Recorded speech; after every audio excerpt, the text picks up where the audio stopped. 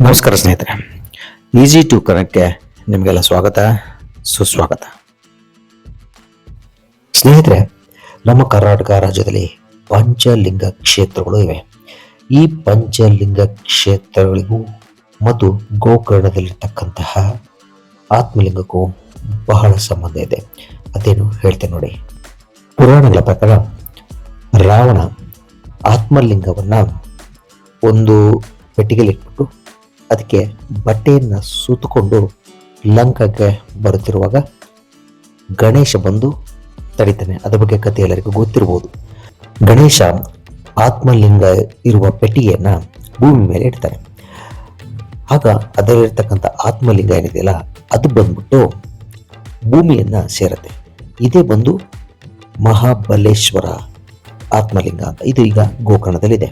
ಆಮೇಲೆ ಆ ಪೆಟ್ಟಿಗೆ ಮೇಲೆ ಬಟ್ಟೆಯನ್ನು ಸುತ್ತಿರ್ತಾರಲ್ಲ, ಅದು ಹಾರಿ ಬಂದು ಈಗಿರುವ ಮುರುಡೇಶ್ವರದಲ್ಲಿ ಬೀಳುತ್ತೆ.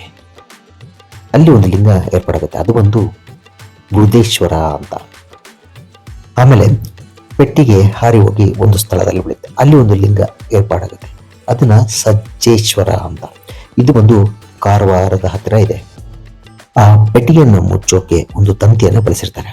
ಆ ತಂತಿ ಬಂದು ಒಂದು ಸ್ಥಳದಲ್ಲಿ ಬೀಳುತ್ತೆ. ಅಲ್ಲಿ ಒಂದು ಲಿಂಗ ಏರ್ಪಾಡಾಗುತ್ತೆ. ಅದೇ ಒಂದು ದಾರೇಶ್ವರ ಅಂತ. ಈಗ ಅದು ಕುಮಟಾದಲ್ಲಿದೆ. ಪೆಟ್ಟಿಗೆ ಮುಚ್ಚಳ ಕೂಡ ಒಂದು ಸ್ಥಳದಲ್ಲಿ ಬಂದು ಬೀಳುತ್ತೆ. ಅಲ್ಲಿ ಒಂದು ಲಿಂಗ ಏರ್ಪಾಡಾಗುತ್ತೆ. ಈ ಲಿಂಗವನ್ನ ಗುಣವಂತೇಶ್ವರ ಅಂತ.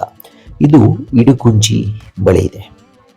ಸ್ನೇಹಿತರೆ, ನೀವೇನಾದ್ರೂ ಗೋಕರ್ಣಕ್ಕೆ ಹೋದ್ರೆ ತಪ್ಪದೆ ಈ 5 ಪಂಚಲಿಂಗ ಕ್ಷೇತ್ರಗಳಿಗೆ ಭೇಟಿ ನೀಡಿ ಬನ್ನಿ.